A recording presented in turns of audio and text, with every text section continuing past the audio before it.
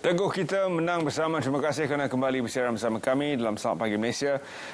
Antara pengisian menarik yang menanti anda sudah pasti perbincangan berkaitan dengan pembangunan vaksin oleh Malaysia berdasarkan vaksin mRNA dan juga vaksin yang lebih kurang sama dengan apa yang dihasilkan oleh Sinovac, iaitu vaksin yang dihasilkan melalui virus yang telah pun dilalikan. Jadi kita bersama dengan tetamu kita yang telah pun bersedia untuk memberikan perincian berkaitan dengan vaksin ataupun pembangunan vaksin ini, Datuk Dr. Zainal Arifin Omar, Presiden Persatuan Pakar Perubatan Kesihatan Awam Malaysia. Terima kasih Datuk kerana sudi bersama kami. Sama-sama.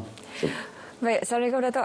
Kita juga nak tanyakan kepada Datuk, dalam situasi pandemik COVID-19 ini, ada negara-negara yang membangunkan vaksin sendiri dan ini juga yang dirancangkan oleh Malaysia.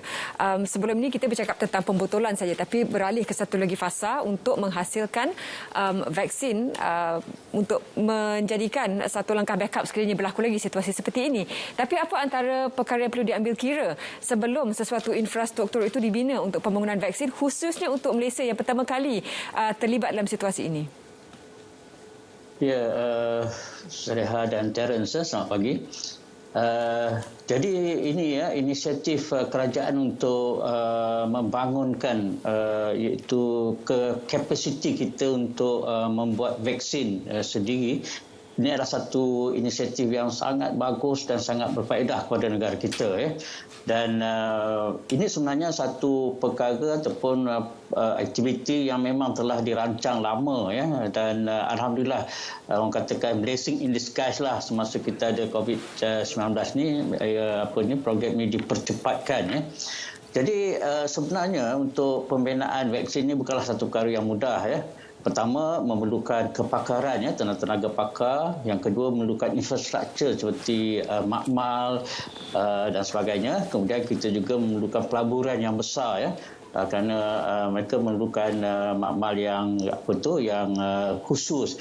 Dan yang paling penting sekali adalah semasa fasa ujian nanti ya, sebab vaksin akan mengalami fasa-fasa seperti mula membuat vaksin, kemudian membuat ujian di makmal, membuat ujian kepada haiwan dan seterusnya membuat clinical test ataupun ujian kepada manusia sebelum dapat diguna untuk keseluruhannya ya. Jadi alhamdulillah saya katakan dengan ada inisiatif ini kita telah termasuk dalam orang kata liga negara-negara yang maju dan akan orang katakan bergantung kepada kapasiti kita sendiri. Dan sebenarnya teknologi vaksin ini sebenarnya bukan saja khusus untuk COVID-19 tetapi sebab banyak lagi penyakit-penyakit berjangkit ya, sama ada yang lepas atau yang mungkin akan datang yang memerlukan penggunaan vaksin. Jadi ia satu perkara yang memang sangat orang katakan membanggakan kita lah sebagai rakyat Malaysia. Ya saya. Mungkin untuk teknologi vaksin yang lama yang dihasilkan menggunakan kaedah virus itu sendiri adalah suatu yang boleh kita bayangkan dapat dicapai dalam masa yang singkat. Namun untuk teknologi mRNA, walaupun teknologi mRNA itu sendiri adalah teknologi yang telah dibangunkan sepanjang 5 dekad, namun penggunaan mRNA dalam vaksin baru saja kita lihat buat pertama kali melalui Pfizer-BioNTech dan penghasilan vaksin oleh Moderna. Dan kedua-dua syarikat ini berkata bahawa pelaburannya adalah cukup besar dan selain daripada itu, mereka juga yakin bahawa hanya ada beberapa individu saja yang mampu menghasilkan vaksin seumpama ini di dunia. Jadi apakah Malaysia sudah pun mempunyai tenaga pakar dan tenaga mahir yang mampu untuk menghasilkan vaksin berdasarkan mRNA? Ya, betul. mRNA ini satu teknologi yang baru dan juga satu teknologi yang akan datang ya, yang bukan saja untuk penggunaan vaksin tetapi juga untuk penggunaan ubat-ubat dan sebagainya. Jadi saya rasa kami yakin kepakaran itu memang telah ada di negara kita, terutama di Institut Penyelidikan Perubatan ataupun Institute of Medical Research IMR di Kementerian Kesihatan dan juga di universiti-universiti tempatan lah. Dan sebenarnya mereka menggunakan kapasiti yang komplement kepada sekarang ni kita banyak membuat ujian-ujian kan, PCR dan sebagainya yang menggunakan sistem yang lebih kurang katakan boleh dipertingkatkan. Jadi kami yakinlah pihak-pihak yang saya tengok tim-tim itu memang tim-tim yang berpengalaman dan mereka juga boleh menghasilkan bukan saja nanti mRNA untuk vaksin COVID-19 tapi insyaAllah untuk penyakit-penyakit yang akan datang insyaAllah. Ya saya. Doktor, dalam situasi sekarang pun walaupun WHO telah menyenaraikan vaksin yang boleh digunakan diluluskan untuk situasi kecemasan, ada juga yang baru-baru ini kita dengar bila mana ada certain vaksin macam AstraZeneca tak boleh masuk ke EU dan sebagainya. Masih juga ada yang perlu diperincikan dalam situasi ini. Jadi untuk membangunkan sesuatu yang besar seperti ini, apakah dari segi pengiktirafan negara-negara itu perlu diambil kira supaya tidak berlaku sangkut di setengah jalan nanti? Ya, sebenarnya isu vaksin di peringkat global ni ada banyak isu, bukan saja isu teknikal kesihatan tetapi juga dari segi isu ekonomi dan juga orang katakan isu politik antarabangsa ya. Jadi macam kita tengok sekarang platform untuk vaksin ada banyak dan dihasilkan oleh pelbagai negara ya.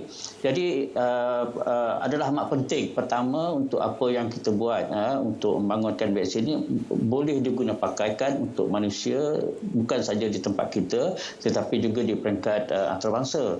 Yang kedua, pertama kita mesti mendapatkan pengiktirafan daripada Pertubuhan Kesihatan Sedunia ataupun WHO dan kemudian barulah oleh autoriti daripada badan-badan negara-negara lain. Jadi ada setengah-setengah negara mempunyai persepsi sendiri atau mempunyai polisi sendiri terhadap vaksin-vaksin yang dikeluarkan oleh negara-negara lain. Tetapi kita juga berharap supaya WHO akan menseragamkan dan mengambil kira data-data sains dan teknikal di dalam penilaian sesuatu vaksin itu. Jadi insya-Allah saya rasa bila kita memenuhi syarat-syarat WHO dan beberapa badan dunia, maka itu akan pertama selamat dan berkesan untuk kegunaan penduduk tempatan. Yang kedua juga insya-Allah akan mendapat pengiktirafan di peringkat dunia secara katakan universal lah. Ya saya. Datuk, baru-baru ini juga salah satu isu politik dan ekonomi antarabangsa ke arah vaksin ialah desakan daripada seluruh dunia untuk syarikat-syarikat pengeluar memberikan paten secara percuma dan terbuka kepada siapa saja negara-negara yang ingin membangunkan vaksin sendiri berdasarkan paten yang telah pun sedia ada. Jadi kita tidak perlu dengan izin reinvent the wheel, kita hanya menggunakan paten daripada syarikat-syarikat ini. Namun kita dapat lihat bahawa ada tangan daripada syarikat-syarikat pengeluar vaksin itu sendiri yang mengatakan bahawa memberikan paten sahaja tidak cukup. Apakah pendapat Datuk berkaitan dengan isu pemberian ataupun keterbukaan paten untuk menghasilkan vaksin yang pada ketika ini sangat diperlukan, terutama sekali di negara-negara seperti Malaysia yang bukan merupakan negara yang mampu menghasilkan vaksin setakat ini? Ya, ini memang penting ya, kerana kita tahu pertama dari segi ekonomi dan penyelidikan syarikat farmaseutika atau syarikat yang telah membangunkan vaksin itu telah melabur kos yang tinggi dan waktu yang lama lah. Jadi biasalah mereka untuk mencapaikan atau empat keuntungan. Jadi mereka untuk patentkan ya. Tetapi apa yang kita harap bahawa jika item ataupun ubat-ubat ataupun vaksin itu sangat perlu kepada global ya. Jadi kita harap badan antarabangsa seperti Pertubuhan Kesihatan Sedunia dan sekarang ni ada mekanisme dipanggil COVAX Facility itu supaya kita dapat menggemblengkan semua. Dan pada peringkat awal mungkin kita mempunyai had patent tetapi selepas beberapa waktu boleh dibukakan ya. Dan sebenarnya ini adalah penting kerana sebahagian besar daripada masyarakat dunia sebenarnya Malaysia agak baik kerana ekonomi kita bagus dan kita mempunyai hubungan yang baik untuk mendapatkan bantuan daripada negara-negara sahabat. Tetapi banyak negara-negara seperti Afrika ataupun Lautan Pasifik sana yang negara-negara yang tidak mempunyai kemampuan langsung. Jadi kerana itu sekarang pun Malaysia juga mendesak ataupun ataupun bersama-sama negara lain mendesak supaya Pertubuhan Kesihatan Sedunia dan badan-badan ekonomi antarabangsa supaya berusaha sungguh-sungguh supaya patent ini dapat dipendekkan dan dibuka seluas mungkin kepada semua negara di dunia. Ya, insya-Allah. Doktor, adakah sebab kita tahu pembangunan sesuatu aspek dalam R&D berbentuk saintifik sebegini makan kos yang sangat tinggi. Namun India berjaya membuktikan mereka ada lab sendiri, makmal sendiri yang menghasilkan vaksin, vaksin secara skala besar. Cuba juga telah menghasilkan vaksin mereka sendiri untuk mengurangkan kebergantungan. Di mana Malaysia boleh memuatkan posisinya dalam spektrum penghasilan vaksin ini? Ya, alhamdulillah di negara kita sebenarnya ini adalah inisiatif kerajaan dan juga Kementerian Kesihatan dan juga universiti yang terlibat. Kerana sebenarnya kita telah mempunyai, alhamdulillah telah mempunyai elemen-elemen yang penting. Pertama, kita telah mempunyai makmal khusus untuk menghasilkan vaksin tersebut, penyelidikan dan menghasilkan. Yang kedua, kita punya tenaga-tenaga pakar yang memang terlatih dan mereka itu memang mampu buat, dan kita memang telah ada dalam negara kita, telah ada beberapa lama. Kemudian kita mempunyai orang katakan keupayaan ekonomi lah, kerana dia melibatkan jutaan ringgit mungkin lebih.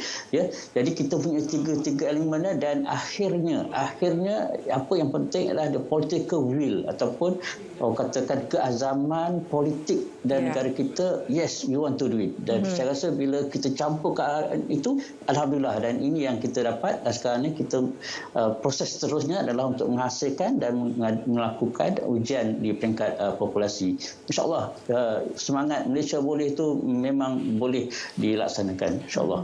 Datuk, melihat semula kepada India, walaupun mereka merupakan negara penghasil vaksin yang mampu untuk menghasilkan vaksin, namun apabila dilanda oleh gelombang kedua, mereka tidak mampu untuk membantu rakyat sendiri meskipun merupakan negara pengeluar vaksin. Apa yang boleh kita belajar daripada India dan kesilapan yang telah dilakukan oleh negara itu meskipun mampu menghasilkan vaksin sendiri namun tidak mampu menyelamatkan nyawa jutaan rakyatnya? Ya, ada dua perkara lah. Pertama ialah vaksin itu sendiri, supply of the vaksin lah. Bekalan vaksin tu macam kita ada bekalan vaksin yang banyak dan mampu dalam masa yang cepat untuk ditambahkan dari segi keberkesanan dan juga dari segi penyampaian lah. Yang kedua ialah penerimaan komuniti kita, rakyat kita. Jadi kalau kita ada banyak vaksin, kita ada program vaksin tetapi rakyat kita tidak mahu menerima, ini juga akan melambatkan pencapaian lah.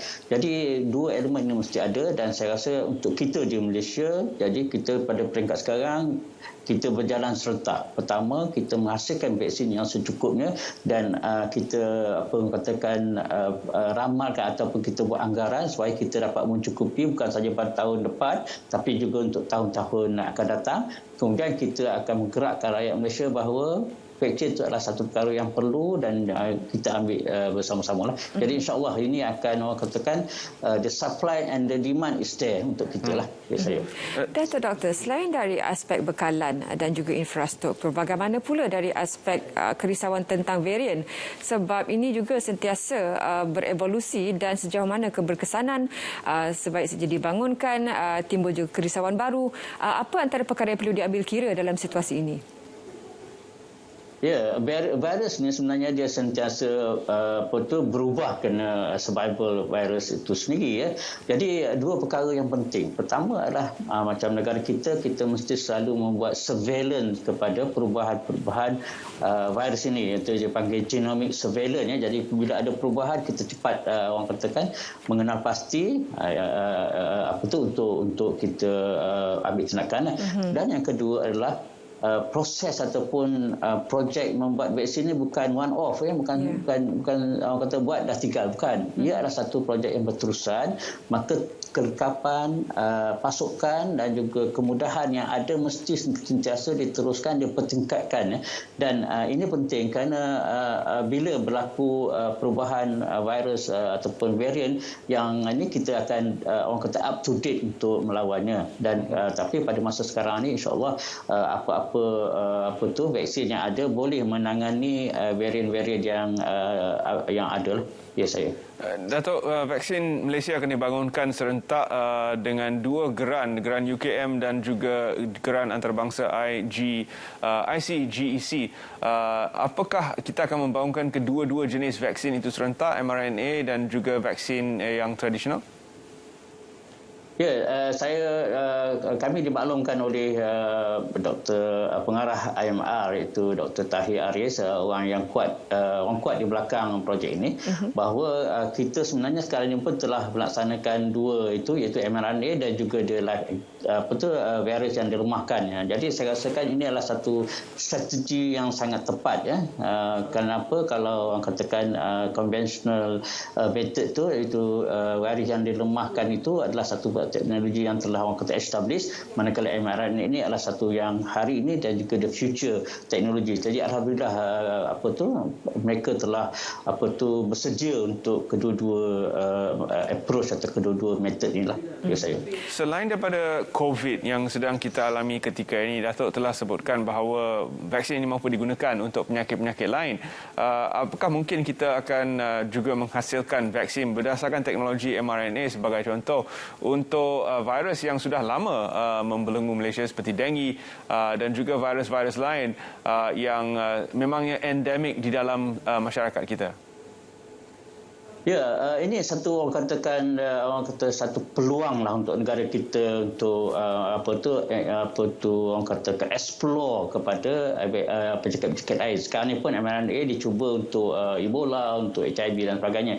Jadi penyakit-penyakit di daerah kita ataupun di wilayah kita, ya, betul dengue, hepatitis, HIV ini adalah satu penyakit yang bermasalah tinggi. Jadi dengan adanya kemampuan penyelidikan kita pada masa yang akan datang, penggunaan mRNA ini boleh digunakan untuk orang katakan menghadapi penyakit-penyakit itu, dan juga jika sekiranya ada penyakit-penyakit pandemik yang baru lah. Jadi kita bersedia, itu yang penting, insya-Allah. Datuk, walaupun vaksin ini sudah lama digunakan dan kita dapat melihat bahawa sejak setahun ini ramai yang telah menerima suntikan dos-dos vaksin mRNA, namun di Amerika Syarikat sendiri ia masih diberikan di atas boleh bicara emergency use sahaja. Adakah kita perlu ataupun masih perlu membuat pemantauan dan berhati-hati kerana CDC telah pun keluarkan bahawa mRNA vaksin ini mempunyai kebarangkalian kecil untuk menyebabkan isu dan masalah jantung. Ini merupakan satu amaran yang dikeluarkan oleh CDC, namun melihat kepada risiko berbanding dengan effectiveness ataupun keberkesanan vaksin melawan COVID, mereka memilih untuk terus menggunakan vaksin ini. Jadi perlukah kita terus berhati-hati dan melihat kepada aspek-aspek keselamatan lain? Ya, betul, kerana vaksin ni kita sebenarnya baru kita gunakan di peringkat population, ya, setahun lebih, ya. Jadi kesan-kesan kemungkinan ada, ya, kepada kumpulan-kumpulan tertentu. Sebab mungkin kesan itu berlaku mungkin makan masa 2 tahun, 5 tahun atau 10 tahun. Jadi kita mesti terus pantau, ya. Jadi walaupun dari segi teorinya kesan sampingan adalah rendah, risiko adalah rendah, tetapi kita perlu juga memantau kesan jangka panjang. Pertama, kerana kita belum ada lagi satu jangka yang panjang. Yang kedua, kita juga kena orang katakan bersedia untuk melihat kesan-kesan kepada kumpulan-kumpulan tertentu di population bila kita buat di peringkat lapangan lah. Seperti contoh ya, mesti yang ada mengatakan menyebabkan penyakit jantung di kalangan penerima. Jadi bila kita buat pemantauan di peringkat population, maka kita akan lihat apakah kadarnya dan bagaimana kita seimbangkan di antara risiko itu juga dibandingkan risiko penyakit COVID-19 yang lebih teruk lagi. Itu akan, dan saya yakin kerajaan kita mempunyai sistem pemantauan yang berterusan. So insya-Allah kita tidak perlu risau dan sangatlah terhadap perkara-perkara ini, insya-Allah. Doktor, isu pembelian stok lebih ataupun hoarding walaupun dinafikan oleh pihak berkaitan merupakan satu lagi isu yang perlu dibincangkan bila mana walaupun ramai yang telah pun mendaftar, kita dengar sendiri pada masyarakat Malaysia daripada bulan 2 dah register tapi masih dan juga diterangkan oleh menteri sendiri bekalan itu merupakan satu aspek yang perlu diambil kira. Sejauh mana isu hoarding ini menjadi motivasi untuk Malaysia menghasilkan vaksin mereka sendiri? Ya, betul. Sebab orang katakan itu yang kita katakan politik vaksin global, ya. Jadi kita tahu bila keadaan mendesak dan seperti sekarang, negara-negara pengeluar, ya, mereka juga akan mementingkan, mengutamakan penduduk mereka, ya. Itu dah memang orang katakan logiknya. Jadi untuk negara-negara yang di luar daripada pengusaha ataupun pembuat, jadi kita selalu bergantung pada mereka. Jadi ada masa-masanya ini akan berlaku krisis. Jadi alhamdulillah dikatakan dengan persediaan kita mampu untuk melakukan atau membuat vaksin sendiri. Jadi jika ada berlaku krisis masa akan datang dan juga berlaku katakan bekalan yang kurang, jadi kita insya-Allah kita boleh katakan self-sufficient, ya, untuk negara kita, dan mungkin juga kita boleh membantu negara-negara lain yang tidak mempunyai kapasiti yang tinggi seperti negara lain. InsyaAllah saya kata ini adalah memang patut kita buat sebagai satu crisis preparedness lah. Ya, saya. Sekadar untuk perbincangan ilmiah, Datuk, kenapa kita tidak memilih untuk membangunkan vaksin yang menggunakan viral vector DNA seperti AstraZeneca dan juga Johnson & Johnson, dan kenapa kita memilih untuk membangunkan vaksin mRNA atau pun vaksin yang menggunakan konsep tradisional? Ya, ini mungkin pendekatan yang agak teknikal, ya, kerana orang katakan kalau kita nak guna DNA itu kita kena orang katakan beberapa peringkat lagi. Pertama, peringkat untuk mendapatkan the vektor, vektor itu virus yang akan membawa protein atau elemen COVID-19. Jadi proses itu mungkin makan masa dan juga lebih complicated lah berbandingkan dengan mRNA ini, kerana yang pertama, yang pertama. Yang kedua, dalam proses mRNA satu proses yang orang katakan mungkin lebih mudah dan lebih selamatlah dari segi pengendaliannya, ya, kerana mereka tidak banyak melibatkan virus-virus, ya, yang aktif, ya. Jadi dan itu adalah teknologi yang baru. mRNA adalah teknologi yang baru dan juga boleh digunakan untuk kemudian hari untuk membina ubat-ubat kanser dan sebagainya. Datuk sebagai rangkuman, bagaimana pula dari segi manpower ataupun tenaga kerja pengkaji penyelidik yang diperlukan untuk membangunkan infrastruktur seperti ini? Apakah ini juga memberi ruang kepada ramai lagi untuk tampil dan terlibat dalam satu revolusi perubatan yang disaksikan sekarang?